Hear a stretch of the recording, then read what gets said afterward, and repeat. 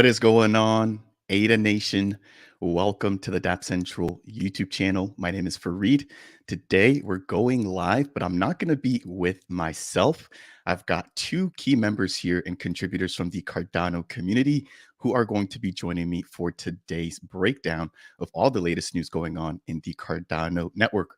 So the first person is going to be somebody that I've collaborated with here on the channel for quite a bit of time, and that's going to be none other than Josh from Late Game Crypto.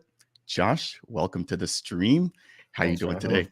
I am doing fantastic. It's the good kind of busy. You know, the kind of work that we're doing is the fulfilling kind. So it's busy, but it's good stuff. It feels like it means something. I completely agree. I couldn't imagine spending my weekends any other way than, again, contributing to the growing Cardano network. And speaking with you as a fellow content creator, I know that you and I align on a lot of stuff. So again, thank you for sharing your time with me here. And I'm excited to get your insights as to everything we're going to be breaking down. Now, I want to introduce our next guest before we jump into the agenda here for today's video. And this is going to be an independent contractor and consultant here contributing to various projects within the Cardano ecosystem. And that is going to be none other than Trim himself. Trim. Hey guys. What's up? Yeah, I'm happy to be here, man. It's fun to be on the channel. I've been very busy recently doing because I have a Catalyst proposal in the running, and I've been talking about it nonstop for a couple of weeks. So very happy to talk about other stuff as well. Well, we'll be chatting about that again. So I'm glad that you're at least warmed up and ready for that chat. Now, let's go ahead and just quickly touch on what we're going to be breaking down as a part of today's video. The very first topic we're going to be jumping into is going to be surrounding a 100K plus rug, which I just released a video for surrounding Nano frames. If you guys are not familiar with Nano frames, they're a physical product, which was launched by a member within the Cardano community, which has unfortunately disappeared with the community's funds. Second, we're jumping to some updates surrounding Cornucopias, which Josh is a member of the Knights. And there's been a little bit of chatter going on here and some updates that I want to break down as a part of today's video. So we'll be sharing those updates here with you guys. After that, we've got a brief section here or segment surrounding MELD and some recent drama that we've seen not only with their YouTube channel, but just with the, I don't want to say MELD, but with the XRP community. After that, we're going to jump into some updates surrounding stablecoins, and then we're going to wrap up today's show by reviewing some proposals, and we're going to get a special update here from Josh himself as to a proposal that he's launching, and then I also want to touch on some proposals, that I'm also working on myself. So that said, let's go ahead and just jump into our very first topic here for today's video. And as I mentioned, we're going to be chatting about nano frames. So I'm not sure if you guys have heard of nano frames. I'm sure you guys have. But we had Captain Nano, who has officially disappeared from the Cardano ecosystem. Josh or Trim, what are your guys' initial thoughts on what has happened here and what we can potentially do as a community to prevent this from occurring moving forward? Yeah, Nano Frames is one of those projects, and yeah, like I've seen them around. They had their own booth at CNFTCon. It's a very popular project, and it wasn't one that I was watching super closely. I was excited about what they were doing, and I thought that it brought an interesting front to everything. But I don't know if the founders of this project were doxxed. I took a look at their website, and I couldn't find any information that connected to any LinkedIn profiles or any individuals. And I was thinking about this the other day, and I realized that I think my most relevant experiences with rugs actually do happen in the NFT space, and I haven't decided thoroughly why I think that is, but I think that there's a connection here between the standards that we hold NFT projects to and the standards that we hold other regular crypto projects to. So I think that's something to consider when something like this is coming out. Trim, anything you want to add? Yeah, no, I completely agree with you, Josh. I think it's, I guess it has some, maybe a little bit to do with just the nature of these spaces. Like NFT spaces, as far as I've sort of seen, there are a lot of hype, and not in a bad way. It's like, these really, really engaging and fast-paced spaces, but that's also, maybe not the best for vetting these projects. There's a lot of projects that are launching completely anonymous, which is part of the crypto space, but it's also really exposing you to this kind of risk. I'm actually following a like this was like the video that you posted the other day, Farid, about these guys was actually the first time I've heard about them. I hadn't really heard of them before, but I'm following a similar kind of projects that is outside the blockchain space that are producing like keyboards that are split in the middle, and it's in the investment phase where they had a crowdfund, or what do you call these things, the fundraiser things where you're crowdfunding the startup cost of developing these things. And I was considering contributing to this, but it's the same kind of situation where it's like, okay, I really want this product. It looks super sexy, like they have all the graphics, all of the marketing stuff, it's brilliantly done, but I would prefer to see a product there before I commit to it, right? So in that case, there are safety mechanisms in these tools that they used for the fundraising, so it's not like blockchain where you're just sending the assets directly. But yeah, I think maybe something like that could be a good idea. So setting up a smart contract or something where you could set a threshold, like if we reach this amount, then we're ready to go, and if we don't, okay, we're not able to do it. And it's not going to guarantee that people are able to make it, but it's something that could maybe help improve the space. And to me as well, there that's my real name. It's I get that some people want to remain anonymous, but if you're a serious actor in the space, I have you kind of have to convince me a little bit on, if you're trying to build a project like this, why you should remain anonymous. Like I can really respect someone like Army of Spies or something wanting to remain anonymous, but if you're launching a project, if you're asking people for money, I would prefer to put my name on that. I got to follow up on that because Trim, there's a reason that on my channel the community knows my first and last name, and this is exactly that reason. I will fight to the ends of the earth for people's right to be able to remain anonymous, to move forward with building something and creating something in the space that they shouldn't be required to share their identity. And in a lot of cases that's necessary. I've shared this on my channel before, that like there are situations, contractual agreements and stuff where people are not allowed to associate their name, their identity with something that they're building that's technical. It presents a whole host of different vulnerabilities for what it is that they're working on, what it is that they're contracted with. So like I get it. It makes sense. There are circumstances where that is necessary, and I will defend that. But trust is an important part of like engaging in a business relationship with a community, and that's exactly why I share my name on my channel, is because I want to be building this space. I want to earn the community's trust, and I want to do something here that people can rely on.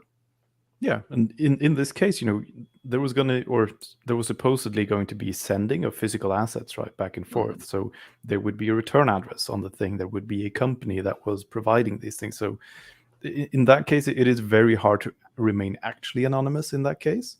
So like it would be all but natural, in my view, to be to have your name on it, and basically your full team's name on the project in this particular case. But yeah, I 100% agree, like that there are lots of situations where you want to be able to develop and deploy something completely anonymous, which is one of the good things about this space. But I personally wouldn't do it anonymous if I was asking people for money in exchange for something. And to be fair, we have seen projects where the founders aren't doxxed and those projects still do well. I think the Ape Society is a clear-cut example of that. So I think to an extent it can be done, but I don't think it should be the norm. That shouldn't be, what we come to expect, is that people launch projects asking for funds to be raised without us ever knowing their identity. I think there needs to be a certain level of trust that's there, and some of that can be achieved by knowing who you're actually interacting with. Now, what's also interesting, though, is that not only were just the general members of the community impacted, we also even saw some other crypto influencers impacted, right? So some of you may know Big Pay. He appears to have also been impacted by this year. We can see that he was basically trying to reach out and get some more information as to the process or where his particular frame was. And this person was actually asking for additional funds without ever having sent a product. So my thing is it just seems crazy that somebody was this bold to show up at CNFT Con, to also even show up at Rare Bloom, raise all this funds, and then just basically disappear. Now, to be completely fair, we did also have Clover Nodes who did purchase one of these, and he did receive his after a little bit of a struggle. But I wanted to just kind of share that here with the general community. So I do have a fully dedicated video breaking that entire conversation down. We also had a really amazing thread released by the Cardano Times. If you guys aren't following them on Twitter, I recommend you guys go ahead and do so. But as you guys can see here, I mean, it's relatively long, super in depth, and it breaks down exactly what has happened there with Nano frames. I think moving forward, as a whole, we just have to figure out what we can do to prevent this from happening. And from a crypto or from a project standpoint, right? Because again, this was physical. We have platforms like Cerberus. We've also got platforms like CRCI, which basically take a look at a project's tokenomics. They take a look at a project's team. They take a look, at their project's experience, and they basically bundle all of that up and give the project a score, right? So I think we need to start adopting some of these safety measures here, because a lot of times people are purchasing these things not because they understand it, but because other people are doing it, right? So that's, I think, something that we also have to keep in mind there. So that, I think, is going to do it there for that very first topic. Any closing thoughts from Josh or Trim? Yeah, with this situation, I don't assume malicious intent. I know that there are people out there that are probably hurt by this, that were excited about it and very seriously let down. I think this is a product of the nature of the space right now. Things are really difficult. Projects are struggling. We're in the middle of bear market. Nobody's interested in funding hardly anything. And I think this was a situation of somebody running into money issues and disappearing because, I don't know, maybe they were embarrassed or something. It sucks, but this isn't the last time that we're going to be seeing things like this happen, because it's hard times right now. And that's exactly why you have to do your own due diligence. Yeah, I have to disagree a little bit. I think, if they were honest about this, and this was, them just running out of money, then, okay, just be open about it. Like, declare bankruptcy, okay, it sucks. People will actually lose their money, and it's not a good situation, but, at least do it properly, right? That be fair with people. That's, my 2 cents about that. Fair game. Yeah, honesty does go a long way, and I know that communities can definitely be very understanding, especially if you're upfront and honest first, right? But that's the key piece. You have to be honest first, and then I think the community will be a little bit more understandable. So that's going to do it there for that very brief segment surrounding Nano frames. Let's jump into the chat here. We've got quite a few people here just welcoming all of us here. We've got David from Studio Malacca. Hello to everybody. By far my favorite Cardano YouTubers. Now, I know that myself and Josh classify as YouTubers. Trim, where are you at in becoming a YouTuber? I actually posted my first YouTube video a couple of weeks back, I think. It was a bit of an experiment. It was just something I need to get off my chest and sort of out in there, and it was mostly intended as just a convenient way to share a video explainer to other people in the community. It wasn't like, okay, attract lots of viewers and stuff. It was just like, okay, this is the idea.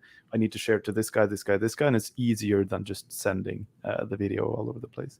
After that, though, I did kind of get a taste for it. Like, once you've done the thing once, I got OBS set up, and I'm really inspired. I have done a couple of shots for a couple more videos that I want to put out about my Catalyst proposal, about the some follow-up stuff on the Cardano improvement proposal that I have, and the file sharing algorithm that I made for Iagon as well. I'm planning to make a video on that as soon as they're a little bit further along. I'm excited to hear that. Looks like you're going to be taking off your YouTube training wheels off here soon. Again, welcome to the YouTube crew. All right, we've got Cardano MM. Hello, everybody. What's going on, MM? Thank you for your everlasting support here. I always brag on MM. MM is one of my very first supporters, subscribing to my channel when I had less than 20 subscribers. So really has been with me the entire way, and I couldn't thank you more. All right, let's see here. We've also got Ryan Flores for Reed. I'm still asking about my skincare routine. Ryan, I'll send you a DM, send me an email. And I didn't forget your question, Ryan, which you asked last time about Minswap adopting the Lace wallet. They just released an update on that yesterday. So your wish has been granted. We now have the Lace wallet being integrated directly into Minswap. We've got AJ showing some love here. What is up? Love both of your shows. Thank you, AJ, for tuning in. Let's see who else we've got here. We've got Eric Taylor from the official Cornucopias community. Eric, thank you for stopping by. We've got some COPI updates in the COPI chat here that'll be taking place in just a minute. We've also got COPI Boar, who's going to be starting his own YouTube channel. Make sure to go ahead and check out his React channel. But thank you for tuning in, COPI Boar. All right, we've got one comment here, which was surrounding the Nano frames. And this is coming in from Tomo, who leaves a lot of comments on my videos here surrounding NFTs. So I would assume that Tomo's an NFT connoisseur, but Tomo states here 99% of NFTs are rugs. Got to be very careful in the space. Tomo, I couldn't agree with you more. All right, we've got somebody else here. We're going to take one more comment who agrees here with Trim. And this is going to be intellectual honesty, stating, I agree with Trim, at least one member of a team should be doxxed if they're asking for money. Really good insights there. All right. I think that is going to do it there. If nobody else has any comments, we're going to jump into some updates surrounding Cornucopias. So as many of you know, myself and Josh cover Cornucopias quite frequently on our channels. If you guys aren't already following or subscribed to Josh's channel, make sure to go ahead and do that. I have left the link to his channel down in the description below. And if it's the first time that you guys are seeing Trim as well, make sure to go ahead and follow him on Twitter, where he's relatively active and keeps up here with the entire Cardano community.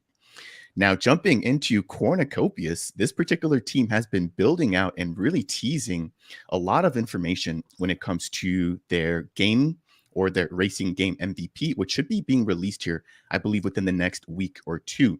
Now, in the background, as a part of their OG group, which is basically a small group of testers, they've been gathering more and more information in preparation of the actual release of the early version of the game. Now, this will be released, I believe, initially to the OGs, and then after that, the entire COPI community.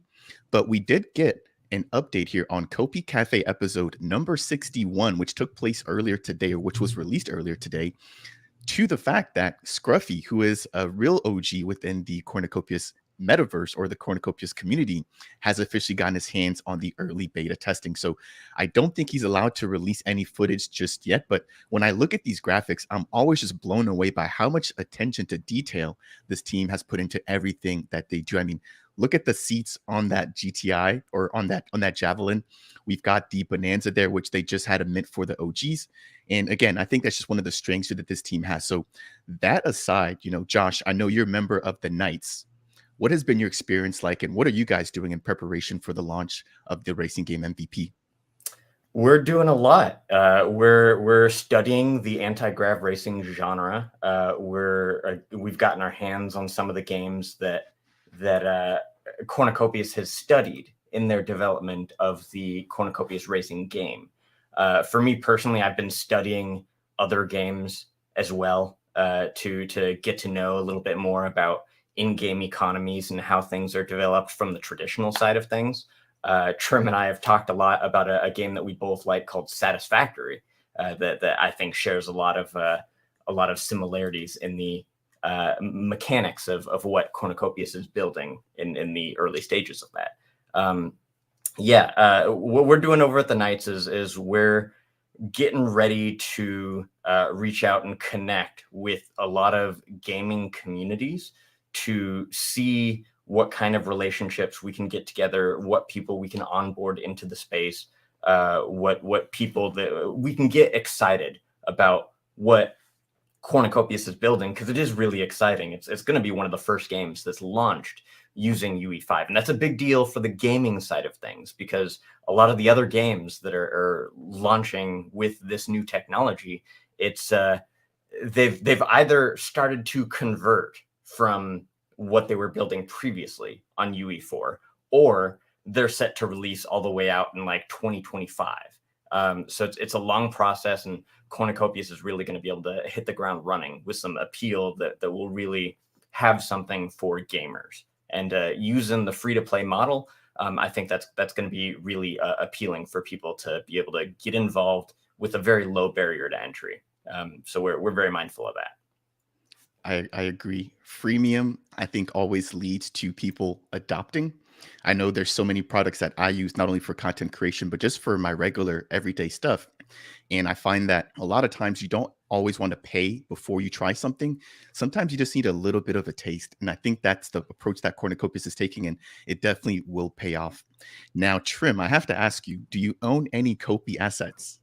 I don't. I actually don't at all. I was very enthusiastic about Cornucopias back in 2021. When there was a lot of talk about these bubbles, and you could create your own little basically farm inside this thing, and have water and like grow crops and have fish, and that sort of base building aspect of it, I was really drawn to. Then I was really nose down into building stuff. So I actually spoke to the Cornucopias team a couple of times, once with Iagon for some storage solutions, and through other times as well. I haven't actually kept that much up with the stuff that they have been doing until recently, and racing games aren't really my thing. So I thought, shit, they've sort of pivoted into a racing game. But from what I'm understanding, that is just one of the things you're able to do. And you're still going to be able to have this base builder sort of Zen garden experience that you can have in the game. And that's sort of the aspect that I'm really excited about. Racing game is cool. I get the appeal of the NFTs and everything, but it's not my thing. But I'm really excited for them to launch and sort of to explore this whole thing. And you're absolutely right. The racing game is just a piece. And the team has been very clear to make that known to the broader community, because they don't want to be misunderstood as just being that, right? So I think, again, Rob and Josh do a great job, especially with their COPI cafes. I just mentioned earlier, they're on COPI Cafe episode number 61. And they've basically become YouTubers, right? You can check in, I think it's like every Friday or Saturday, and you're guaranteed a COPI Cafe episode letting you know what is going down directly from the CEOs or the co-founders themselves. So I don't think you could beat that. Now, before we close out the segment here surrounding the actual racing game, the NFT, and the T3 sales, they did recently update their COPI wiki. So I want to just quickly share that here with the viewers. If you guys aren't aware of the COPI wiki, it's available at copiwiki.cornucopias.io, but you can think of this as a Wikipedia for the entire Cornucopias game. So Trim, maybe this is where you need to hang out for just a little bit to get a sense of what else they have to offer, because I could imagine running some kind of business within the Cornucopias metaverse, right? Maybe you don't really fall for the racing, but maybe there's other pieces that resonate with you. For example, like maybe you have your own custom dome where you live stream out of, just like we're live streaming now. But not only will you be live streaming, but you're also interacting with people directly in the metaverse. So I think there's just so many layers here, and we're just getting that very first layer or very first taste with the racing game MVP. Now, some cool things to note here are going to be some of the vehicle specs, which have officially been released. So a lot of people have been wondering, how will these vehicles be classified? What will be the different stats surrounding these vehicles? And again, this has just been released, so go ahead and check it out on the COPI wiki. But what I wanted to say was just, I'm always impressed and taken back by the amount of quality that we get from this particular team. There's very few teams that you see on Cardano providing this much quality and transparency. And that combination together, I think, is really key, right? You can be providing a lot of quality, but you may not provide that transparency, but these guys do both extremely well. So go ahead and check these out here. I actually participated as a part of the T3 Mint, which is a Class A vehicle. So it's like top notch. But they've got Class B, Class C, and then I think they're going to also allow for different classes of vehicles to race amongst themselves. So I wanted to just touch on that here And I just want to close out with just one more or a couple of screenshots here at the very bottom, just really showcasing the quality within their NFTs and then the quality here as well, just within the vehicles themselves. Again, when I look at that, I'm just like, geez, these guys have taken the time to build out every nook and cranny within all of these vehicles. So I'm excited for what this team is building. As I mentioned before, Rob and Josh did confirm that they will be rolling this out to more and more influencers. And you can definitely bet that myself and Josh will be live streaming content, and hopefully Trim soon too, once we convert him into a COPI head. So that is going to do it there for that piece. Any closing comments before we wrap it up with the next topic here surrounding Cornucopias, which is going to be their centralized exchange listing? Yeah, you know what? The whole vehicle situation, I think I'm working on a video right now that'll come out probably in a few weeks. But I think the brilliant strategy to this approach, I think, is a great way to continue with a consistent flow of giving the community something. Because if you look at like how difficult it is to build an MMO game. Riot Games, as an example, they've been building their own MMO game, and it's slated to release in 2030. I think Cornucopias will probably be able to get on that much faster than that. But like the difficulty of building an MMO, I think, speaks to what people can or what people should expect with what it takes to build this kind of thing. And the racing game, you know, and rolling out different little aspects of what this entire metaverse is going to entail, I think, is a brilliant strategy because you can keep giving the community something. You can roll out parts of what you've been working on, and it'll eventually build up to this massive world that we all expect to see. I think that it's really, really clever with the way that they've done it. Well said. Well said. Again, if you guys are looking to find out more about Cornucopias, you can head over to their official website, which is available at cornucopias.io. Now, we're going to close this out here with some more positive news here surrounding Cornucopias. And this was a recent exchange listing that just took place on Ascendex. Now, I don't know about you guys. I personally had not heard of Ascendex before. I have been digging into them a little bit more, but this is going to be the first ever public or centralized exchange listing that has now taken part for the Cornucopias game. So a pretty big milestone here and some relatively positive news. And we've seen that reflected with the recent price action for their token, basically gaining, I think it's about 15 to 20% since the announcement of this listing.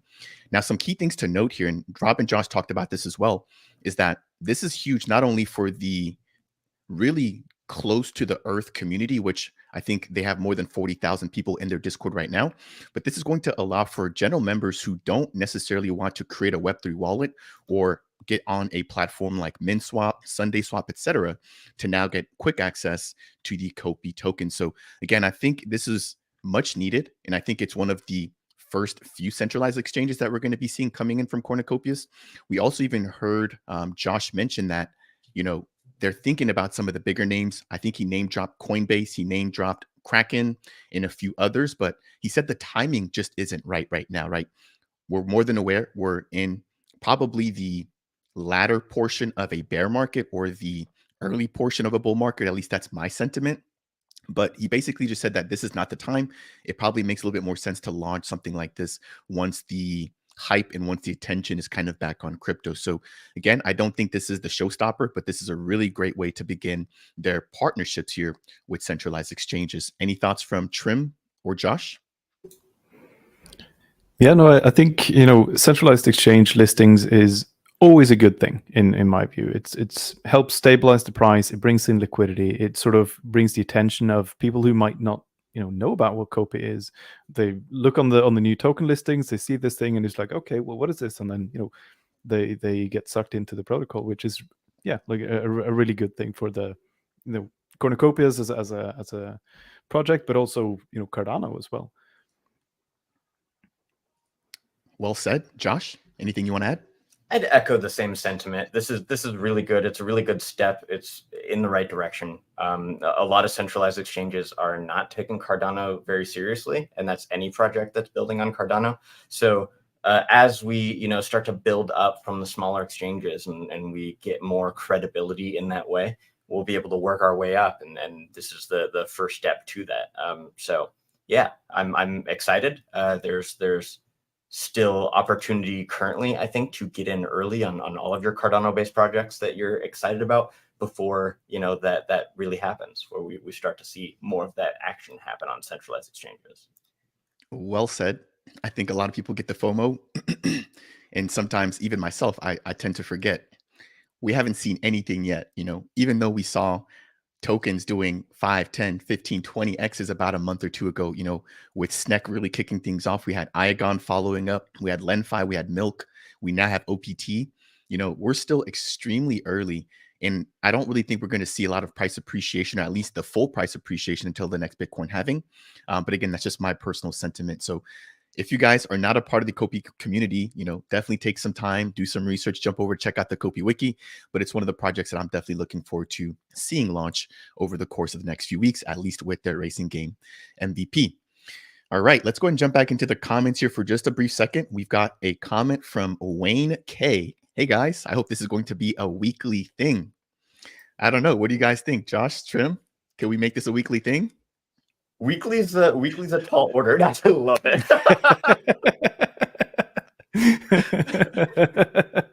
Yeah, I'd love to make a weekly thing, a recurring thing. It's nice to just weigh in on and talk about stuff in the ecosystem. It's a great way to keep on top of things as well. Mm-hmm. I think coming into the I guess next stage of my life as I start to transition more into taking the space more seriously and moving into things hopefully on a full-time basis. I'd like to get out there and do more things like this. So I'm here for it. I'm happy to hear that. And I'm definitely game. I'm looking to stop fiat mining and start doing crypto full-time as well. Thank you for that, Wayne. Good to see you here in the chat. We've got another comment here from Isoro Vargas. Did I miss the MELD segment? No, you have not. You're actually coming in at just the right time. We're going to be jumping into MELD here in just a moment. We've also got another comment. Let's see here. This is, Ada Street Bets. Thank you for joining. Hello, sirs. Quality minds. We definitely appreciate the kind words. Let's see. I think there's a few others. We've got some Cornucopias lovers in the house. What is up, Meta Zucker?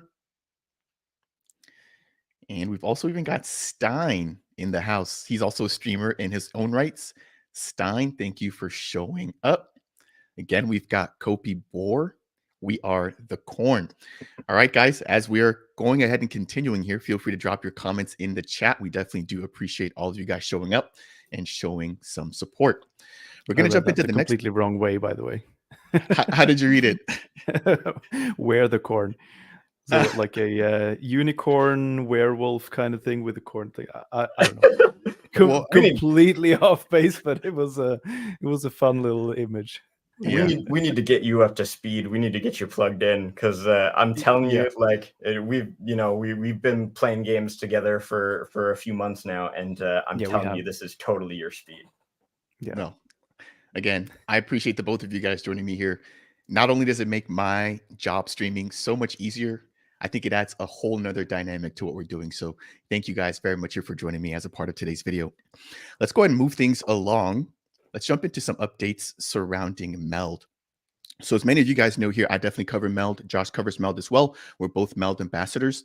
And MELD has kicked off their campaign here in preparation for the launch of their neobank. Now, the neobank will give people access to the crypto to fiat portion of the protocol, which should be one of the biggest offerings here that MELD is actually providing to the entire crypto space. That said, they've kicked off this campaign here, which is going to be labeled the BYOB, or Be Your Own Bank. Now, I'm not going to play any of the audio here, but what we've got there rolling in the back is people basically highlighting the fact that not only will MELD be offering this particular portion of their protocol very soon, but they're now taking power back into their own hands. So one thing that's really just stood out to me when it comes to this has just been how big of a movement this has really been becoming, right? I haven't done this just yet, but the more I watch these, the more I'm just like, okay, it might be my turn to go ahead and actually create one of these signs and head out to my local bank and really show them that crypto will be the wave here in the near future. What are your guys' thoughts?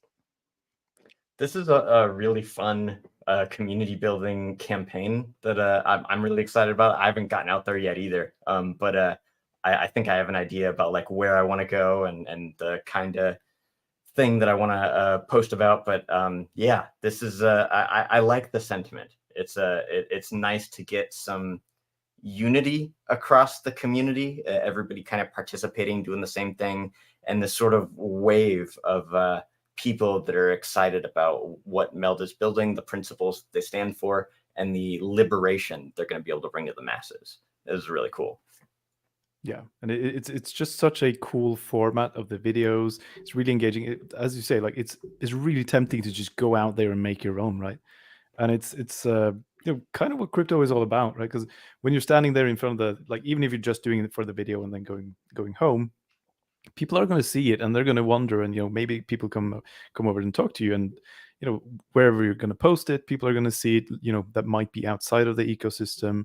Yeah, I think it's a really, really great way to gain some widespread adoption. And it's sort of back to the core principles of blockchain. I completely agree. Now, they did recently send out the confirmation codes for anybody who signed up for early access to the neobank. So I always want to remind you guys, go ahead and double check your emails. If you did sign up through MELD-Fi, if you did create your MELD wallet, you should have a access code within your email. You take that, you jump into the MELD wallet or the MELD app, you can plug that in and you can actually confirm the registration there for MELD-Fi. Again, that should be launching, I believe, within the first or second week here of the month of August. Now, let's pivot just a little bit here. I've got to give Josh some shine here. Josh has somehow managed to land a spot with MELD hosting the MELD with Us live streams. I remember just waking up one day and I saw a post from MELD. I checked it out and I'm like, that's Josh, but is he hosting? And he, in fact, was. So, Josh, I want to just first start this off by just saying congratulations to you on what you've achieved here. I think you're like one of the very first ambassadors for MELD. Since then, obviously, MELD has grown. I've come on as well, but really watching you grow as a content creator has been amazing. Now, that aside, you've been hosting these for, I want to say, about 3 or 4 episodes. The first episode was just you and Ken. The second episode, I had the pleasure of joining you guys. You guys had a third episode, and I believe this last one here was with Cardano with Paul. Now, that one had an interesting spin to it because we had just heard about XRP and the recent ruling in which I think it was Judge Torres, ruled that XRP was not a security. So that was positive news for the entire space. However, there were some comments that were made during that particular live stream that just didn't appear to sit right with the XRP community. So I'll kind of turn it over to you to maybe give me your take, because obviously you were hosting that entire live stream, but like what exactly happened and what was the result of that stream? Because as I know it right now, the MELD YouTube channel is no longer up. Yes. Yeah, no, the whole MELD YouTube channel has been taken down. It's still something that we're in the appeals process for. We're looking into it. It's not something that we're going to stop continuing to pursue. But basically what happened was on the live stream, we were talking about the XRP versus SEC lawsuit. And Ken had made a statement that XRP is not a cryptocurrency, that it doesn't fit the criteria for what would be considered a decentralized asset. And that's a perspective that I can respect. It's you can't run a XRP node. You can't build dApps directly on the XRP ecosystem chain. I think recently there was a plugin to allow ETH dApps to be, interact with the ecosystem, but that's about it. And yeah, there's not really much that could be considered decentralized about it. So I get that, like, he was just making a statement about XRP not fitting the criteria of what cryptocurrency is supposed to be about. Web3, decentralization, the ability for the community to run the network. I understand that perspective. I didn't have a problem with the XRP community before. I had a lot of respect for what it is that they're building, the direction that they were going. And now I'm a little hesitant now, just because it seems like the only reason that we got taken down was because of that comment.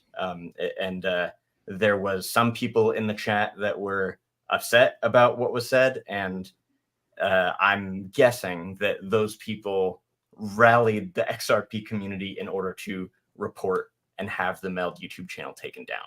That's my understanding of what happened. Yeah, I mean, Trim, I don't know if you have any thoughts on that, but what strikes me as Yeah. crazy is that from a content creator standpoint, at least from what I understand, you should have 3 strikes. That's what I see when I log into my YouTube account, is if I post content and it goes against the YouTube guidelines, which include, swearing, being dishonest, showing, gorier, mature content, I get a strike, right? If I maybe use copyrighted stuff or take somebody else's video, I get a strike. What really caught me here was the fact that like this was taken down immediately. I'm talking like not even 15 or 30 minutes after you guys wrapped up the show. I got an email from somebody who watches the channel. I'll keep that information private, basically stating, hey, the MELD YouTube channel is down. And I'm like, it can't be. I was literally just watching the YouTube channel. I went back and that was correct. Everything was taken down. So my thing is it must have really been a lot of reports flooding in order for that channel to have gotten taken down immediately or as quickly as it did without them going through the normal 3-strike process, which again, I've gotten a strike for copyrighted music, which it happened on accident. And YouTube was very lenient. They're able to, help me resolve that. No problems. But to see the MELD YouTube channel get shut down immediately tells me that like there must have been a huge wave of reports. And the fact that it happened that quickly makes me think that it had to have been coordinated. There's no way that many people would have been able to report the channel, get it taken down that quickly if it was just 1, maybe 2 or 3 people that were maybe just not feeling happy about those comments. So it just makes me think that something odd, took place. But again, I'm interested to hear maybe what Trim has to say on this.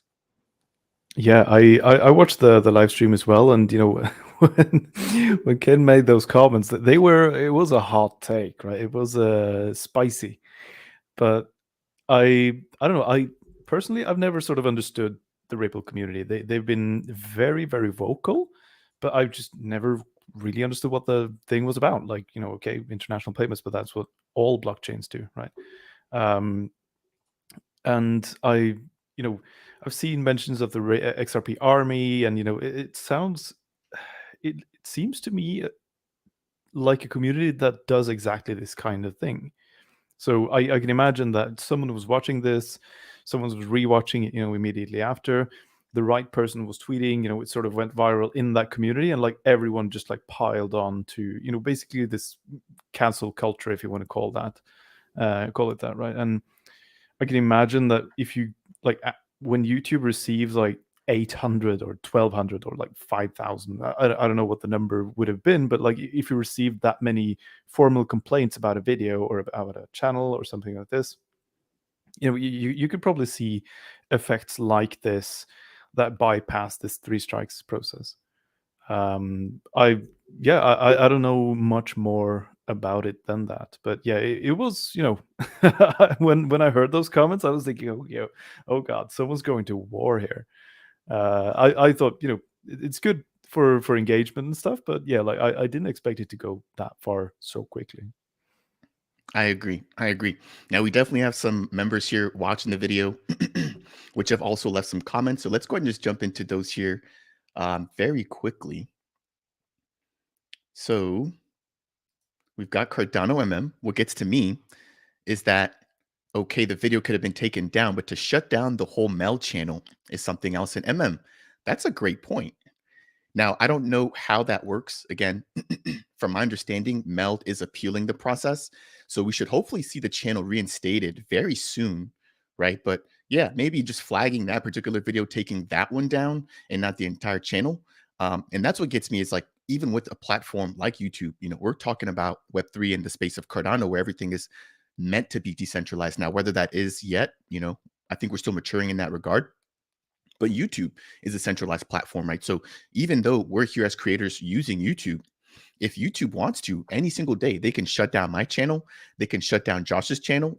We're at their discretion because we're creating content on their platform. So I think it's a fine line that we walk here as content creators. And I understand why some content creators always, mention doing something on their own platform outside of YouTube. It's just, it can be a little bit hard sometimes to get people to join you outside of YouTube because of the weight or the weight that the actual YouTube platform holds. So really interesting comment there. And I definitely agree with you on that one, MM. Let's see here. We've got another comment from Isaro Vargas. Censorship committed by narrow-minded, spiteful folks who are not thoughtful of actions that may one day come back to bite them too. I couldn't agree more with that. Because that's the thing, right? You want this kind of thing to be applied to the people you disagree with. But once it starts applying to people at all, it can apply to you as well, and that's no fun. So it's better to just not do that at all, in my opinion. Completely agree.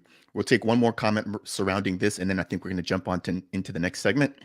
So Tomo again, XRP community had a go as well at Charles, even though Charles was on their side. I have no time for them personally. Yeah, I think that might be how at least a couple of us who are in Cardano might feel about them now. Again, I don't think it should be us versus them. Granted, those comments were a little harsh, but I think they were fact-based. A lot of that was not opinion. I mean, those are hardcore facts. So that's what I try to bring to my channel. And what that does is it removes the room for people to say that you're just speaking freely. Now, granted, you always want to interject with a little bit of opinion, but I think for the most part, what Ken was touching on was based on facts. So unfortunate situation there, but it is what it is. Now, we've got a lot of support here, and I think people really want us to see, or excuse me, people really want to see us continue to do this on a weekly basis. So again, we've got Wayne. Hopefully this is going to be a weekly thing. Let me see over here. We've got Imano. Great job, host. Keep up the good work. Thank you, sir. We've got some congratulations coming over to Josh here on his role hosting the MELD live streams. And then we've also got another interesting question here. This is a MELD related question from Imano. What's one aspect of MELD that excites you the most? I think for me, and maybe you guys want to take a shot as well too, is the ability to, again, use your crypto collateral to get fiat. We've seen so many other protocols like Aave, Compound, and even LendFi on Cardano, right? Liquid. All these platforms allow for you to take your crypto collateral in order to borrow more crypto. Whereas MELD, their core proposition or core offering is surrounding leveraging your crypto collateral in order to tap into fiat, which, as we all know, is what we're using right now in our day-to-day lives. Hopefully we can get to the point where we can use crypto for payments and things like that. But until then, I think there's a really huge market share here that MELD can tap into when it comes to crypto to fiat. So thank you for that thoughtful question there, Iman. And let's see here. We've got another piece of positive reinforcement here from Studio Malaka or David. Yes, please make this a recurring thing and invite different guests. I'm available and we'll try to speak a little slower. Thank you, as always, David. All right. I think that's going to wrap it up there for comments. As always, you guys feel free to leave those down in the comment section below. We'll go ahead and touch on those as we can. We've got one more here. I got to take this. Hold on. Nope, not that one. Let's see here.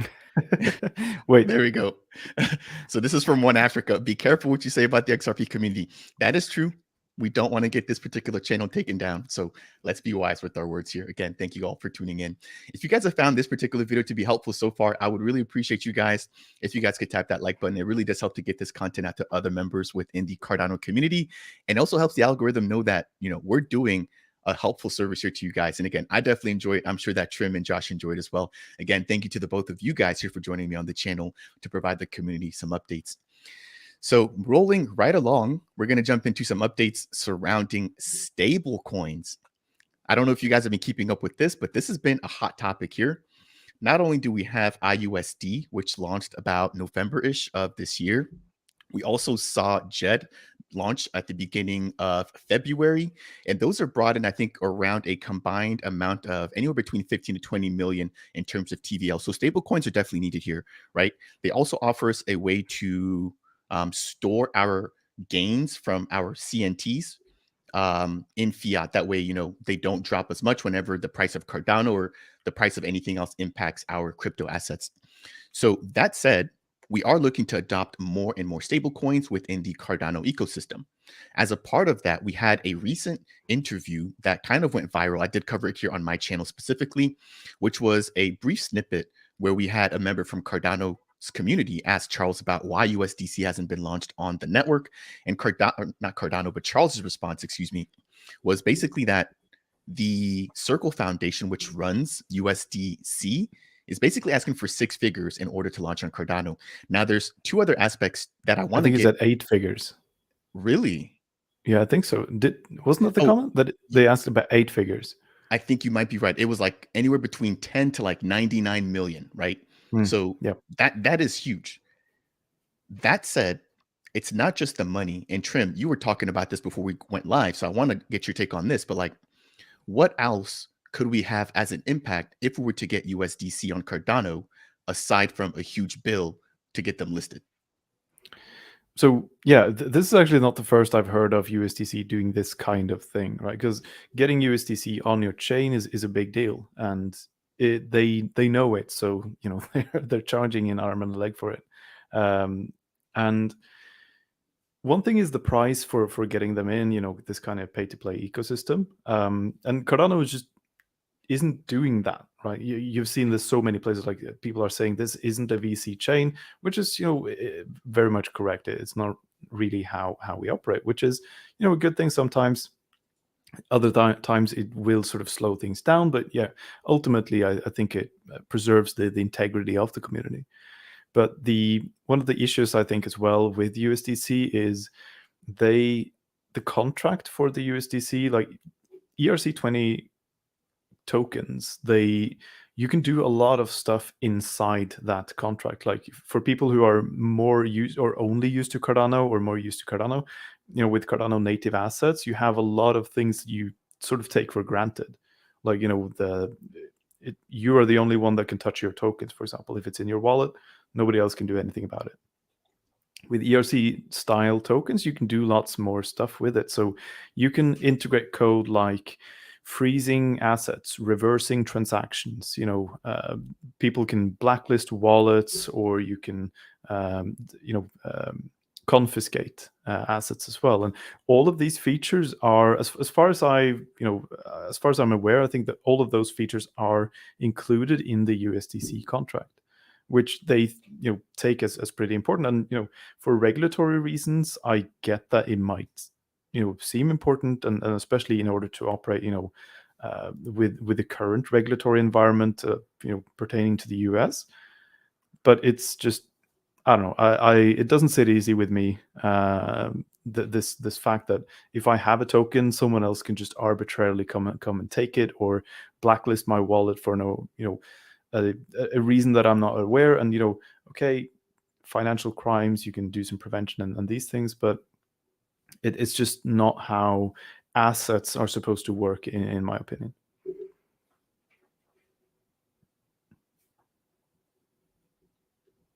Sorry about that, Josh. Any thoughts? Yeah, I respect this approach deeply. I think that Cardano has acted much differently than other crypto ecosystems have, and that's why I'm here. That's why I respect the approach, not bowing down to the large players in the space, and just building those solutions out on our own, and not in such a way that's like manipulative and shuts people out of the market. I think that Cardano builds with a lot of integrity in a lot of ways, and I think that the intention there is not money focused. I think that it could come out with a net positive outcome if Cardano were to like bow down to USDC, pay the fine, and get them over to the chain. I think that like could actually help with price, but I don't think that it's overall a net benefit to the mission that is being driven to build out solutions, and in such a way that is really true to the Web3 nature. So yeah, we don't need them. I think that we've got plenty of solutions that are building right now that will offer what it is that USDC does, and just a tool that people is free to use. You know, we don't need the clout that other people want to charge a premium for. I agree with you on that. One thing that this does spark for me is a potential need. Again, I understand that we don't want people's assets frozen, but Trim mentioned this before. Let's say that you have a wallet with a lot of ADA, some NFTs, or whatever the case is. You just got some assets in your wallet.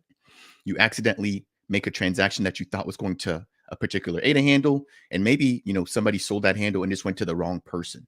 You know, at that point, at least right now on Cardano, there's no way to undo that, right? So I think while we may not need Circle and we may not need some of these things that they traditionally have adopted for that particular stable coin, to me, what it raises is a need for some solutions that we might need to address, if not now, then potentially later down the line. So, Trim, I know that you've been thinking about something like this, and I believe you've got a proposal that will kind of touch on that, which we'll be breaking down here. But any maybe just brief comments here surrounding the ability to have those features in this space? Because I think right now, if you're to tell somebody, hey, I need the ability to undo something, they'd look at you crazy, right? But like when you go to, you know, the store, when you make a purchase from Amazon, if you don't like a product, you're able to return that.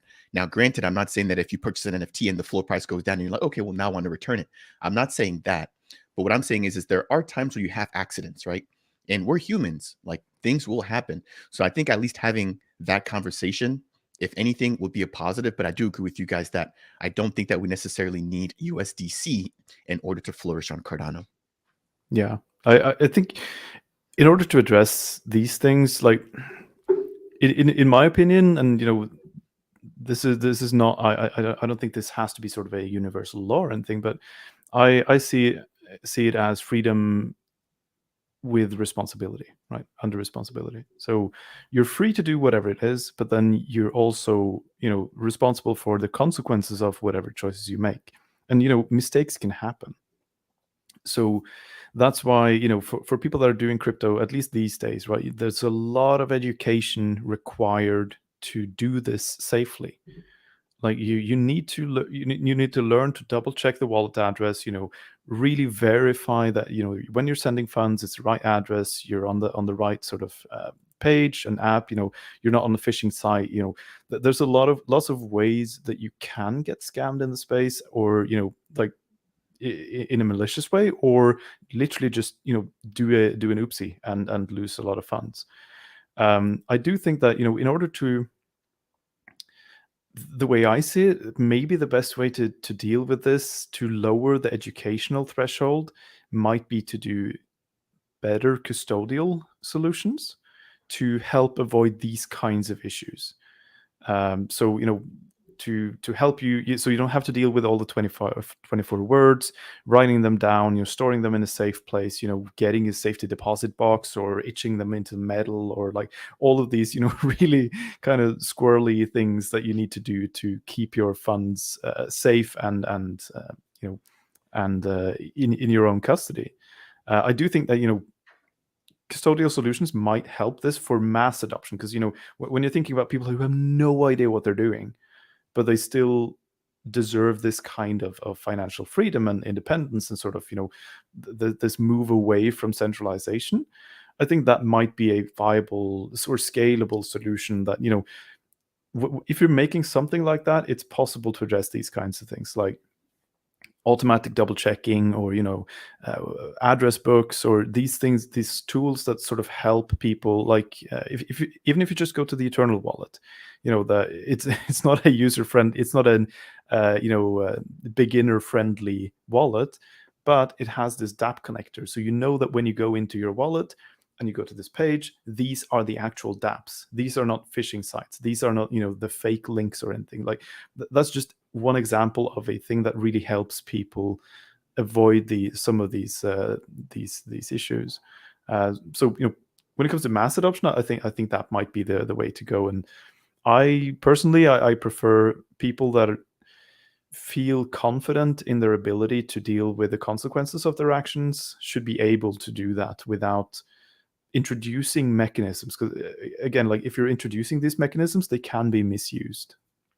That's my sort of thinking about it, at least. Like when we have native assets, we don't have these, you know, weird sort of ERC20 contract scripts.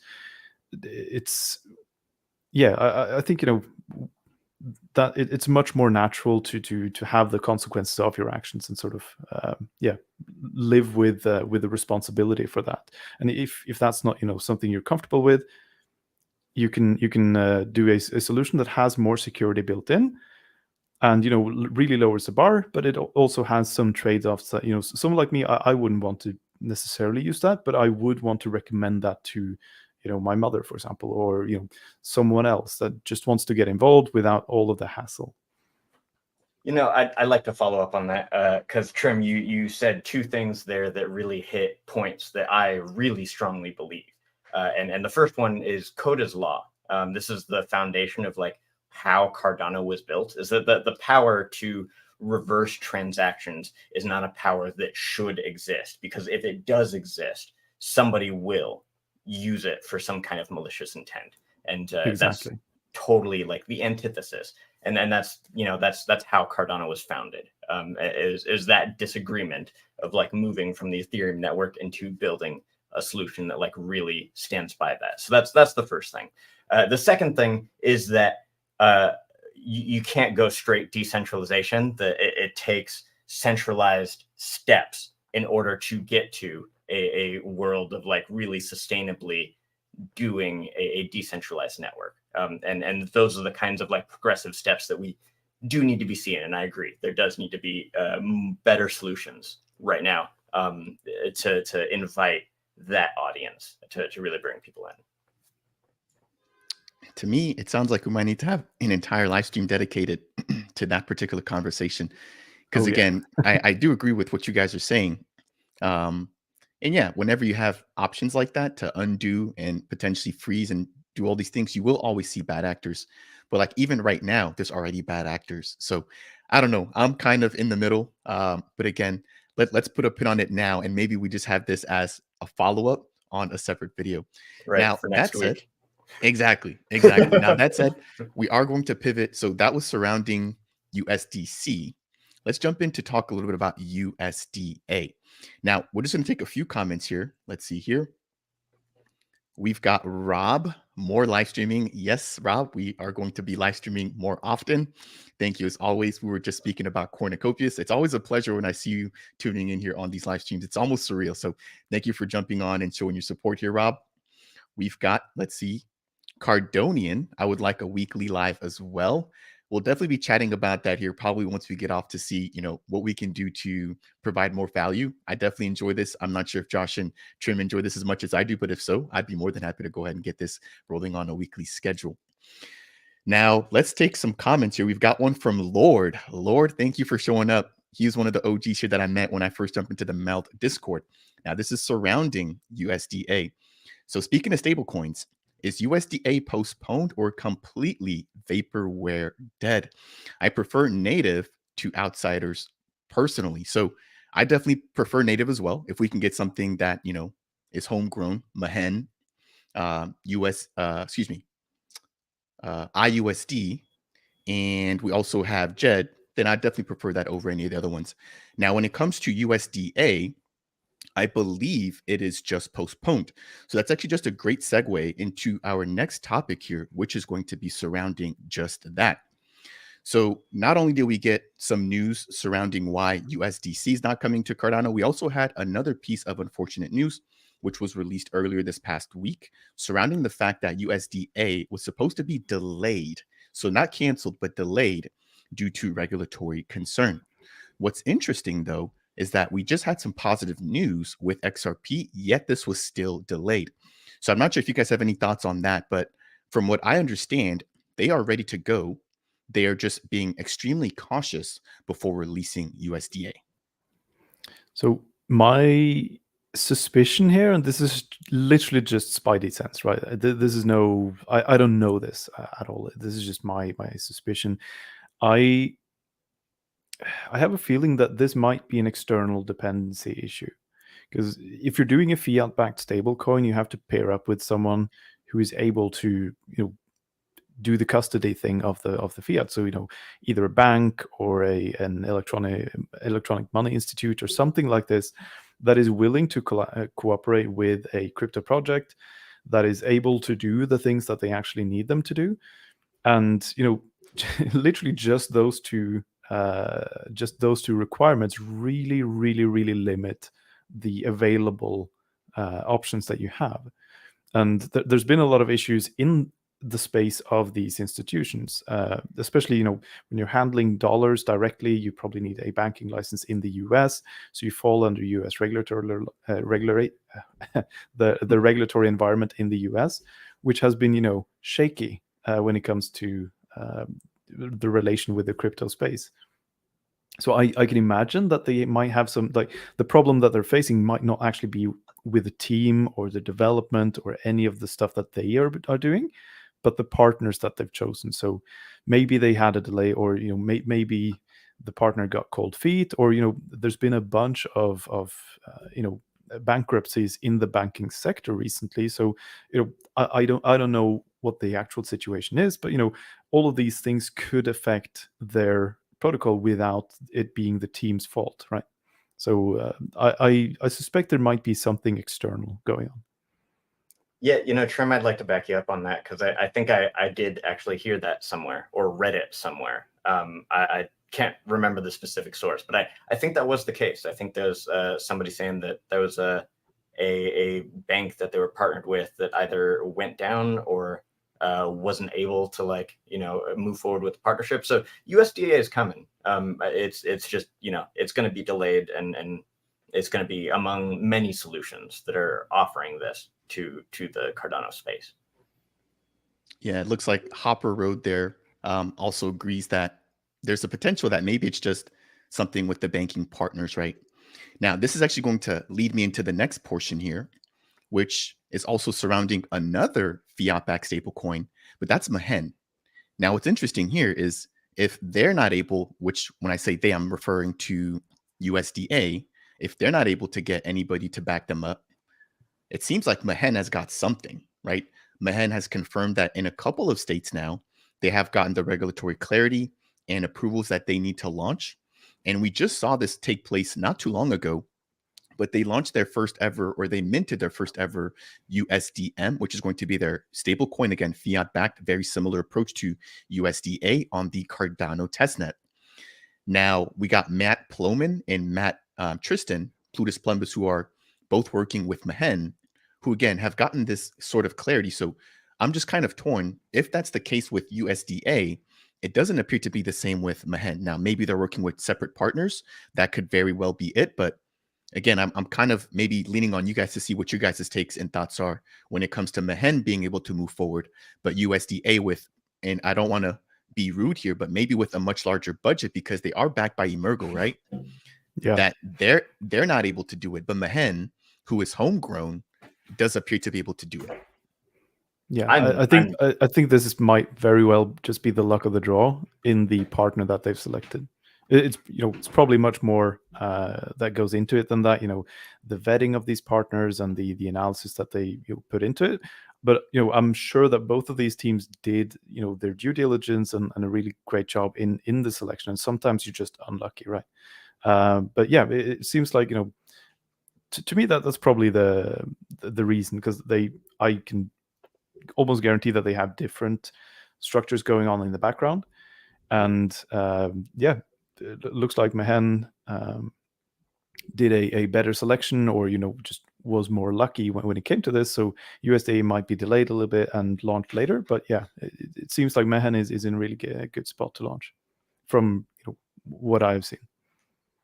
I agree. I'm really excited about MEHN. I just did a video about them a couple of weeks back, and the approach that they're taking to it is really symbiotic with the Cardano ecosystem in such a way that really gives back and contributes. I really feel like they do things differently in a lot of different ways in the area of security, in their interaction and participation with the Cardano community. So I'm really excited that they're continuing to move forward and on the imminence of launch and offering the solution. It's exciting. I'm glad that it doesn't appear they aren't having any speed bumps or anything along the way like this, because I like them a lot. Yeah, I'm going to be looking forward to interviewing both Matts, hopefully on my channel soon, and getting a little bit more clarity as to, again, how they were able to get this going and what makes them stand apart from the rest. So I think that's going to do it there for that piece. Again, closing off on the stable coins in Cardano. We've got one last segment. And again, I want to thank everybody here for tuning in and joining us as a part of today's live stream. As always, if you guys are enjoying this video, please make sure to tap that like button. If it's your first time stopping by Dap Central, consider subscribing, but then also consider subscribing to Josh's channel as well. He covers the latest news bits. And he also, as he just mentioned, released a video covering USDM, or the MELD stablecoin. Now, the last thing I want to jump into is going to be surrounding Project Catalyst. I'm sure that everybody watching this stream live is probably already aware of Project Catalyst is, but for anybody who might be watching this as a part of the replay, Project Catalyst is a way for projects building on Cardano, or it offers projects building on Cardano a way to get funded through the Cardano treasury. Now, what we saw was the kickoff of the funding round number 10, which kicked off on June 21st. We just had the finalization deadline for proposals, in which we saw more than 1,500 proposals being released for the Cardano community to review. So an all-time high. I believe funding round number 9 had 1,000 proposals. And so that's quite a huge increase here, and a lot of new contributors coming into the Catalyst space. Now, what I want to do is run through a quick list here of some interesting proposals and maybe just get Josh's and Trim's take as to what they're doing. And as always, if you guys want to find out more about these proposals on your own, you can head over to Lido Nation or IdeaScale. Now, here we have a quick overview of the 1,400 or almost 1,500 proposals. We've got 50 million ADA being given out, which is about $14 million. And we have seen more than 338 million ADA being requested. So what this is telling me is that a lot of people will not get their proposals funded. There's just so much ADA being asked for, and there's only such a big pot. Now, at this time, the community has yet to vote, so no ADA has been rewarded, but that will change here, I believe, beginning in August when the first set of voting will take place. Now, between then, we will see proposal assessors beginning to review those proposals. And then we're going to see an initiative here to get the Cardano community to actually begin voting using their ADA. So the more ADA you hold, the more voting power you have. Now, that said, what I want to do is, as I mentioned before, just quickly touch on some of these key proposals. And we're going to jump into the first one here, and we're going to try to keep this brief here so we can wrap up here within the next 15 to 20 minutes. But the first one is going to be surrounding a platform called IMX, which is a decentralized identity or a DID solution platform building on Cardano with the hopes to go multi-chain.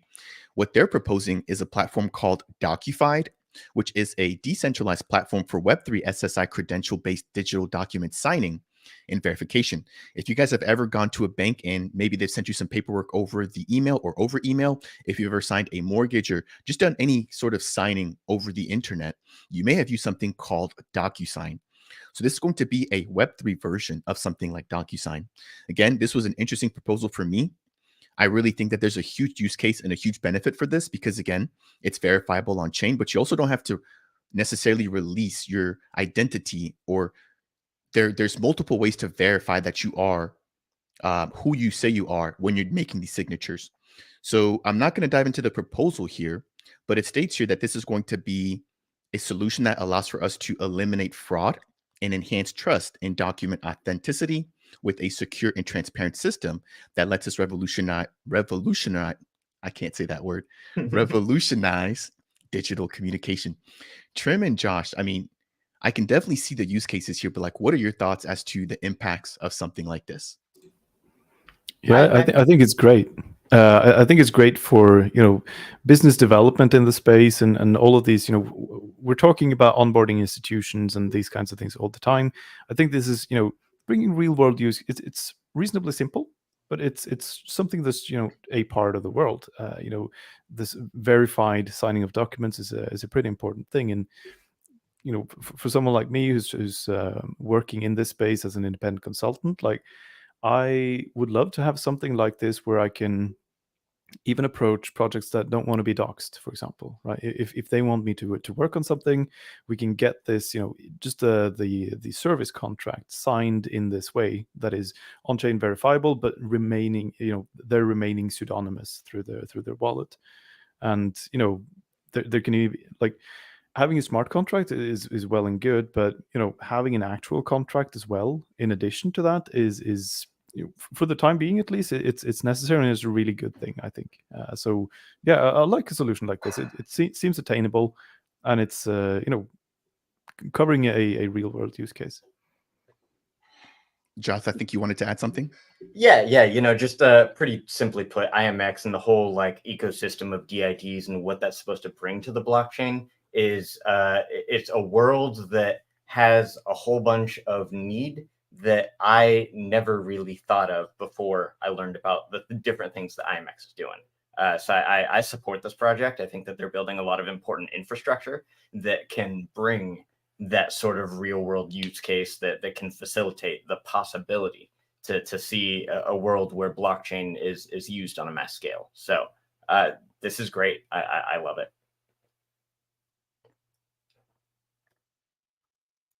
I think you're on mute. Yeah. Sorry about that. Thank you. I'll be doing my own due diligence, taking a look at that proposal a little bit further. But I couldn't agree with you guys more. I think this is definitely a need that has yet to be met, and provides a lot of opportunity here for IMX. Now, that's only just a portion of what they're bringing to the space. I believe they've got like this entire biometric station, which allows for people to get verifiable IDs, right, by providing some sort of biometric information directly at that station. We've also seen, I believe it was WingRiders and NMaker basically integrate with them, right? So imagine going to purchase a ticket for an event or something like that and being able to verify yourself, at a kiosk. And then immediately, because the NMaker platform or because a particular dApp is integrated into their station, you're then able to make some kind of purchase or some kind of transaction all in one spot. So I think the use case there for IMX is really huge. And if you guys haven't heard about them before, definitely make sure to go ahead and check them out. Let's keep things rolling here. The second one is going to be surrounding stature. Now, people have kind of felt torn about this one. And Trim, I know that you have dealt with the Iagon team before, so I want to hear your take on this one for sure. But this is going to be a reputation model for people on the Cardano network, or just, I guess, on blockchain in general, right? So maybe they build this out on Cardano first, but I could see this being implemented on multiple networks. But this is basically going to allow for people to have a reputation. So maybe you interact with somebody and, they're a bad actor, like we talked about earlier with Nano frames. Imagine this guy comes back on chain somehow and people are able to identify who this person is based off of some information or some sort of reputation model or score. So again, I think there's a need for it, but some people say that it might be overreaching, in the sense that like that's why we're in a decentralized space in the first place, is to get away from things like this, not to have some sort of reputation pinned on you by some other project or whatever the case might be. Now, granted, I think it works both ways. If you maybe contribute very greatly to Cardano, right? Imagine this being cross-chain, where you can then go into a whole nother ecosystem and then have that reputation follow you there, to where maybe you haven't contributed to Ethereum or Matic, but because you have a reputation on Cardano, that's then able to give you some sort of validity or credibility on the other network. So I can see both sides of the coin here. What are your thoughts, Trim? Yeah, so this is actually an example of, I think, really good practices in the blockchain space. So before we go into the actual thing, like what this thing is, it's a part of the Iagon solution that was necessary to operate the network. You're monitoring the actual storage nodes, their connection speed, their uptime, these kinds of things. And they saw that, okay, this has some real value that could go beyond Iagon. This could be applied to a lot of different settings. So why don't we make a separate protocol for this that we use, but also allow other people to use? And the way that I think of this, because I've seen some people bring up social credit from CCP and these concerns, which I think are a little bit blown out of proportion, but I get where they're coming from. To be clear, though, that this is an opt-in thing. This is like, it's going to be super expensive to apply this to people without them paying for it themselves. So it's not going to be like, okay, this is a bad wallet, I'm going to tag them with something. This is going to be an opportunity for node operators in the first sort of case, and this is the Iagon case, but you can imagine stake pool operators as well.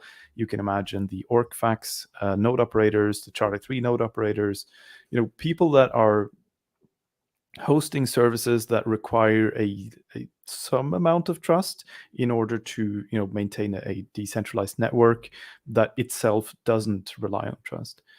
If you, for example, if a project comes into the space and they want to set up a network like this and they need people to operate nodes, or if you take, for example, the DEXs, if they want to decentralize the operation of their batching scripts, which I think they should, how do they find people that they can trust to do that in a good way, like not to tamper with the software or not to sort of operate this in a bad way?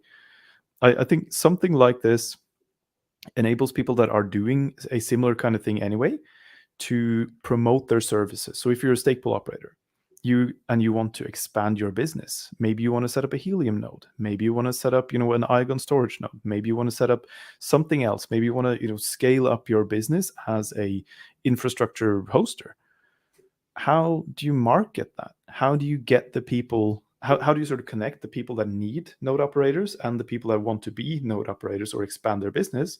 And how do you evaluate the people that are claiming to be doing this in a good way? So I think this is a really good solution to have a pseudonymous way. It's just connected to your wallet for people to it's kind of like karma points in Reddit or some other basically mechanism that sort of shows how reliable of a source you are. So if you ever use Stack Overflow, for example, typically whatever I do when I've searched for stuff on Stack Overflow and I see a response, the first thing I look at is the score of the person, not the upvotes of the actual comment, but does this person have gold stars or whatever it is, or silver or bronze? Like how many? What is their sort of role in the space? It's kind of like a Yelp review, or if you're taking Uber, you as a passenger are able to provide some input on how was your experience with this driver, and the driver is able to do the exact same thing in the opposite direction. So it's a kind of similar model to that, which enables people to scale up their businesses. And it's not only about node operation, or at least that's the part that I'm really excited about, is beyond node operation. So for me as a consultant, I want to provide my services to whoever wants to get consulting services in the space. So I would sign up for this and put my name on the. I wouldn't do this pseudonymous. I would put my name on there, right? And as I'm working with projects like Iagon, like MELD, like these projects that I'm working with, if they have an integration with the system, maybe they can say, okay, this guy was a really good, good candidate. Maybe we were very happy with this, or whatever. Like the actual feedback was, they can put it on there. And I can do the same sort of back, like, okay, this is a reliable project, this is a solid team, this is whatever, and you have this sort of collection basically, or record of how things have went. And if you want to do trading, if you want to do portfolio management, if you want, like, all of these kinds of services, you can put on a platform like this. So I think of it more like a peer-to-peer LinkedIn than a social credit system. That's the first time I've heard that reference, and those examples were very valid. So I mean, like you said, when you're doing certain things, you want to make sure that when you're requesting certain services, you want to make sure that whoever's providing those services has a reputation. You don't just want to get any old body to do any kind of service for you, right? And you want to make sure that they're certified and that they have the credentials. So I'll be fair. I didn't think about it that way, but that is definitely a huge use case that I could see. Josh, do you have any thoughts about this? Yeah, I mean, like I haven't dived into this thing in particular, but like I would be at a position that is contrary to the criticisms that you referenced introducing this one. I think that this is actually exactly what blockchain is all about. It's a public ledger that allows people to look into things, and there's a high barrier to entry with being able to actually utilize that, and like tools like blockchain explorers and stuff. It's difficult for new users to navigate. So the ability for a service like this to be able to aggregate that data and sort of provide a purely positive badge of trust that you can add to a profile or add to a wallet, I think that's only a good thing. I'm excited about this. Awesome. I think we will close it out on that note. Let's go ahead and pick up the pace here. I know that, again, we are running a little bit longer than I would have anticipated. And Josh and Trim, I'm sure you guys have busy days here. So let's just jump into the next one. And I'm going to kind of just pair both of these together. Now, both of these are coming in from Minswap. And so they're going to be requesting to have an open source LBE version 2. If you guys have never heard of their LBE or their liquidity bootstrapping events, it's basically a way for projects to go ahead and raise liquidity and also distribute their tokens in a fair process. Over the course of the past few months, we saw the meme coin hype, where we saw the launch of Snek, we saw Dean, Ron, so many other meme coins that just kind of launched in a stealth way, where they just listed at the middle of the night, not really letting anybody know. Now, the LBE is the complete opposite of that, in the sense that there's like, I think, a 3 or 4 day period where everybody can put in their liquidity. And then there's like a quick gap where you can then see, once everybody's submitted their liquidity, if you want to maybe withdraw a little bit, right? If you do that before a certain timeline, there's no penalty. But at any time, you can go ahead and withdraw your liquidity. But there is a little bit of a penalty if you wait to pull your liquidity right before the distribution of the token. So that's a way to incentivize people from trying to pump and dump their token. So I think something like this could definitely be of use. Now, that's one of the proposals coming in from Minswap. In the next tab here, we've also got stable swaps coming in from Minswap as well. So we chatted a little bit earlier about, the need for stable coins and how they are somewhat of a safe haven here within the Cardano community, but they also attract a lot of people. Now, we've already seen the WingRiders team create their own stable swap platform, which allows for you to swap between different stable coin assets. But we're now seeing a request coming in from the Minswap team to also create their own stable swap platform. I think one key differentiator here, though, is going to be the fact that theirs is going to be built with Iagon. I'm not sure, or I'll try to confirm as to what platform or how the WingRiders stable swap platform was built. So two relatively, I think, needed Project Catalyst proposals here coming in from the Minswap team. And to really tie all of this together, there's also an ongoing proposal from the Minswap team to also go ahead and register all of their ADA. So if you provide liquidity to Minswap, you have ADA and some other kind of token that you're providing in liquidity pool. And that ADA, while it is being staked, it is earning you ADA.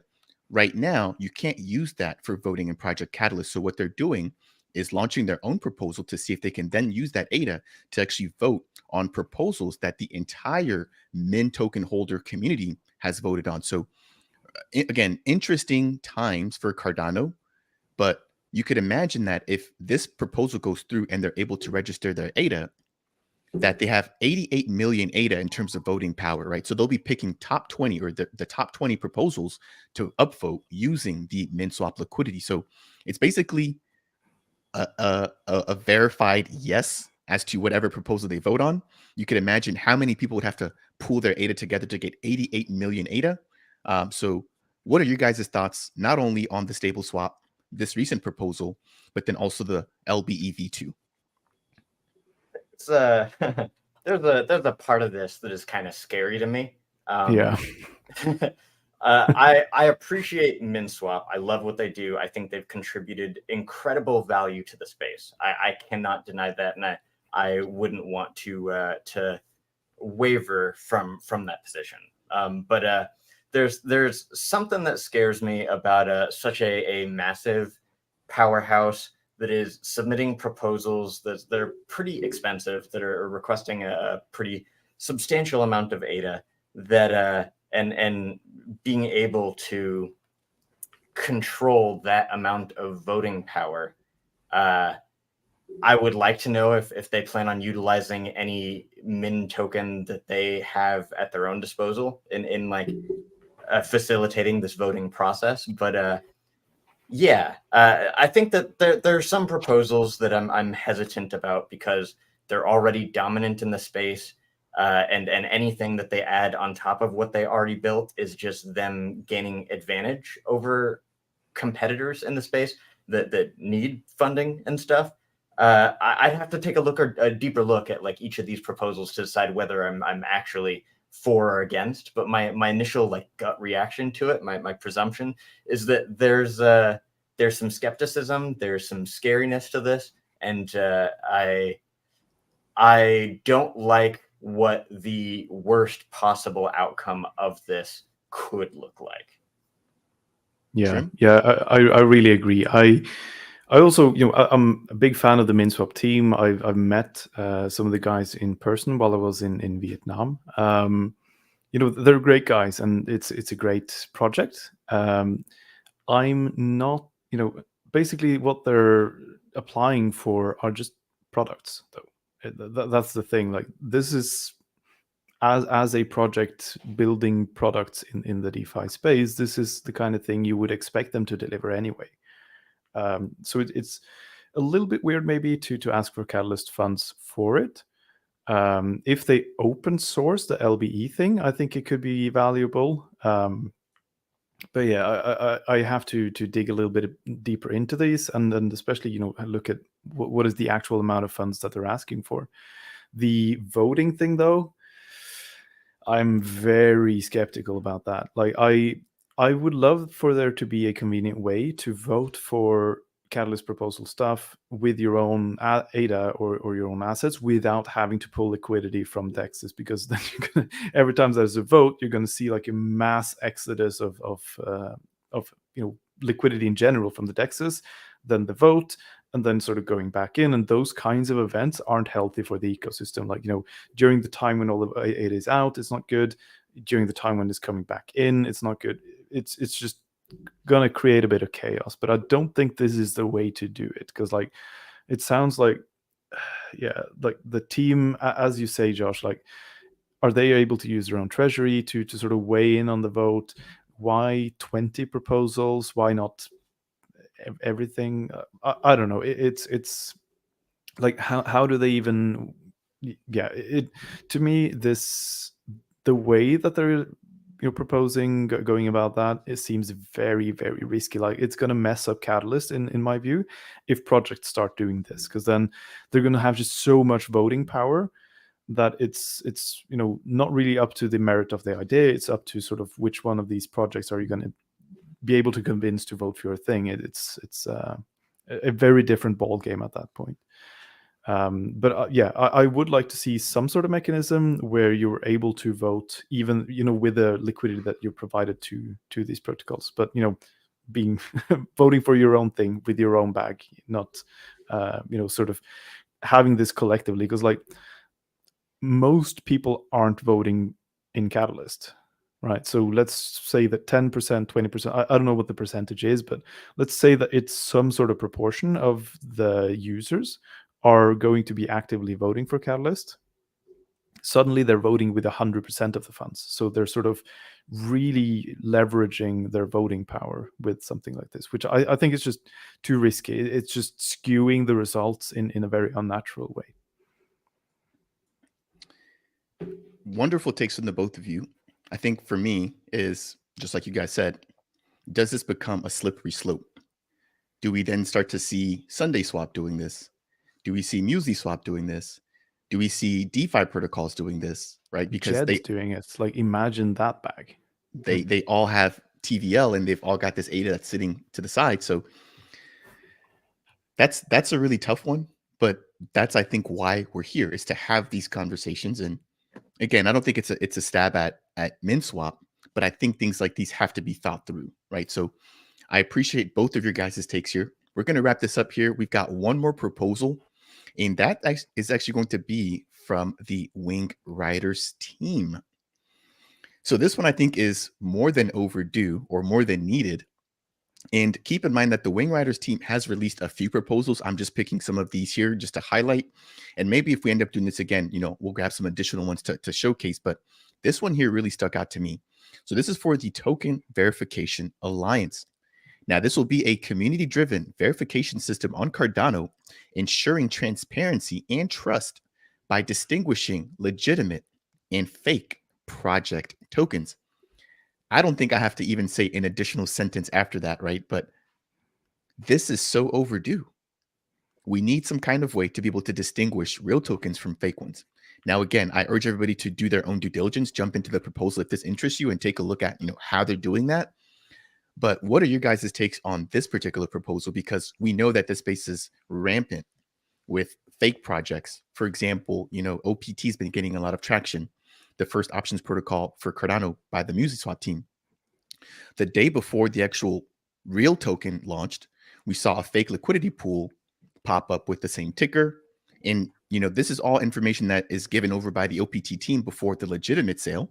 And we've got bad actors taking that, turning around, and then creating fake or illegitimate tokens to then siphon funds from the Cardano community. So I think something like this, it's clear to me as to why we need it, but I want to hear what you guys think. So maybe I'll kick it off, because something maybe not a lot of people know about is there is something called the token registry, which is like an open GitHub repo. It has basically all the metadata that pertains to a token, because like the stuff that's actually on chain is basically very, very simple. For when you have a token, it's like the policy ID, which is like this long string and stuff, and then stuff like the logo, the ticker, the number of decimals, like some of these kind of metadata that pertains to each token is put in something called a token registry, which is like a big file with all of this data put on GitHub. So I can imagine that this proposal is just to have some sort of way of monitoring this, or sort of in a way gatekeeping it, but maybe in a healthy way, to avoid like these kinds of things, which to an extent I think might be good. Because if you look at something like ADA handle, right, they reserve a bunch of handles, they prevent minting of certain things. So if there's a project like Wi-Fi, right, when a project like that launches, they immediately reserve all the Wi-Fi dot whatever handles, for example. So they're preventing people from trying to do these phishing attacks, like pretending to be the CEO or something. So that is a good and healthy thing in a way, but I'm not sure. Yeah, I need to read the details of the proposals, or of the proposal. I think it can be a bad thing if it's implemented poorly, but it can also be a very good thing if it's done in a good way, I think. But yeah, I am in general skeptical about having a middleman between projects launching and the token registry, for example. Josh, as we get ready to land the plane, any closing thoughts? Yeah, I think instead of like talking about the merits of this proposal specifically, I think I'd like to address it a little bit more conceptually.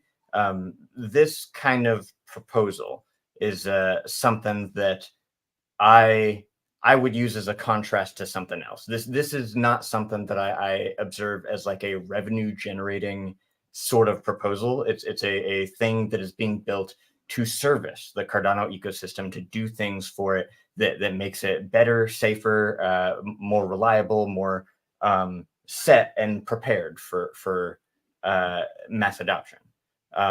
So something like this, I think, is something that I would be inclined to support, as opposed to something from somebody else that already has a grasp in the ecosystem that is just trying to like gain more advantages by adding on to their existing product. So like I would be much more inclined to vote for and support things that are doing that sort of thing, that are trying to service the community in such a way that adds value, that's very clearly not like a revenue generating mechanism. So that's sort of the concept that I would address and my first thoughts when I look at this proposal.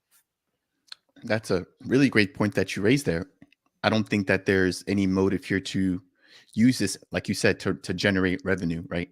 If there were, then I think that might put them in a separate position. But if this is just to really protect and to service the Cardano community, then that makes me a little bit more reluctant to vote for something like this to go through.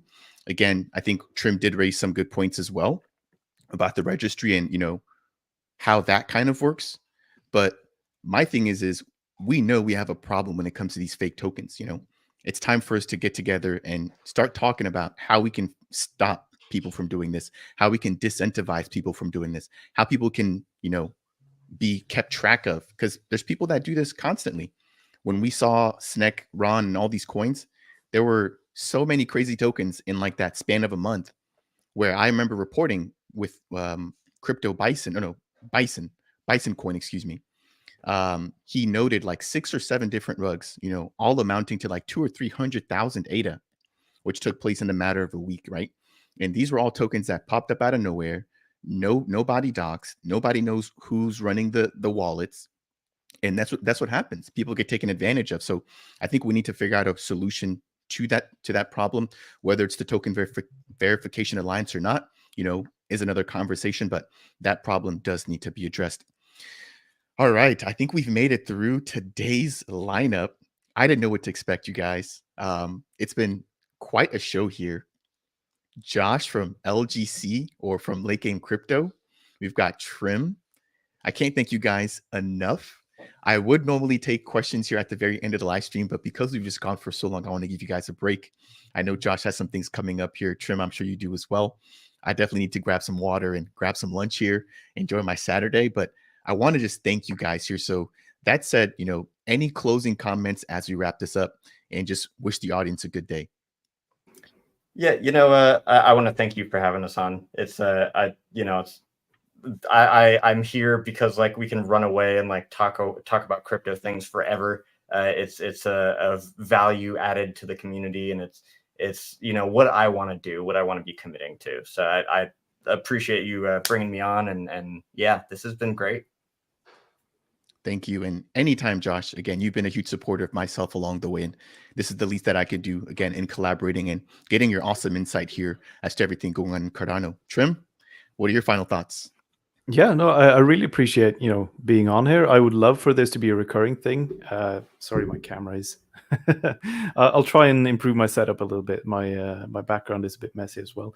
But yeah, I really appreciate being on here. This has been great fun. I'm just, I've been working in the space as an independent consultant for a while, but I'm, opening up for a lot more clients. So maybe, plug that a little bit. Feel free to reach out. I have a Catalyst proposal in the running as well, for a DeFi solution, a DeFi platform using Hydra. I'd love to come back, maybe next week if we're making this a recurring issue, or a recurring theme, and really dig into that and go into all the details. But yeah, it's been a great time. I'm looking forward to next time. Likewise. Again, I can't thank you guys enough. Let's just go ahead and close this out here with some comments here from the community. We've got quite a few people who've joined on, and I just want to acknowledge them. We've got Crypto Moose, man. He's always getting loose. Getting loose. The moose is loose. Love that guy. Thank you for joining us here. We got a shout out here from Wayne over to Moose again. Thank you for joining us. Sorrow, thank you for staying here for the entire live stream. Again, I can't thank you so enough for your time here on this weekend. Hopefully you guys are having a great weekend just like we are here. We will, I think, be chatting about how often we want to do this and what we can commit to, and we'll be following up here in additional live streams. So you stay safe as well as Sorrow, and you have an amazing weekend as well. RJ, thank you so much for the support. We definitely appreciate you. We've got Oside as well. Thank you. And let's see here. We've got Eric Threadgill showing up as always. Great live, great group, great topics. Thank you guys. And thank you listeners. Great group chat as well. Yeah. I mean, I've been keeping an eye on that group chat, and it's been really awesome and thoughtful questions. And I've just been seeing different people popping in and out. So can't thank you guys enough for showing your support and really just coming on. We've also got Clover Nodes. What is up, Clover? How are you doing? Hopefully you're doing well. I'm not sure how much of the live stream you're able to catch, but thank you for tuning in. Trim, I see you over there. Nice glasses. But thank you for tuning in here. We've got Cardano MM. Thank you as well. Great comments and topics. We did what we could. And that's really what I enjoy about doing something like this, is because I only bring my own personal perspective, and I've been collaborating on the majority of this content by myself. But to have Trim on, to have Josh on, it offers a whole unique perspective, and they bring ideas that I personally never even thought of. So I think this has been a benefit not only to the listeners, but also to myself, and hopefully to you guys as well. Hopefully you guys have all learned something along the way. I definitely have. Let's see here. Go ahead and make sure to follow Trim, follow Josh as well. And I think that is really going to be it. It's interesting. Now that we're closing down the stream, all the comments are flying. So everybody, I think, must have been paying attention. But We definitely do appreciate the engagement. It really does help the algorithm know that we're doing an awesome job here. Again, I thank everybody here. Thank you as well, Roki. I appreciate you. I definitely remember seeing you at Rare Bloom. I hope to see you at Rare Evo this year. And I think that is going to wrap it up here. Martin L., you did join a little bit late, but that is okay. I'm happy to have you here supporting the channel. And on that note, you guys, again, just a quick reminder, follow Josh, follow Trim. They are contributors here to the space, just like myself, doing what we can and doing what we love, which is creating content and sharing knowledge. Second live stream for myself out of the way. I'm not sure how many you guys have done and how many you guys are planning to do, but I think this is just going to be the very beginning here of something interesting. And again, I really appreciate what you guys have done. On that note, as always, if you guys enjoy this content, please make sure to tap that like button. If it's your first time stopping by the Dab Center YouTube channel, consider subscribing. Check out Josh's channel as well as Trim's Twitter. And on that note, we will catch you guys in the next broadcast. Later, guys.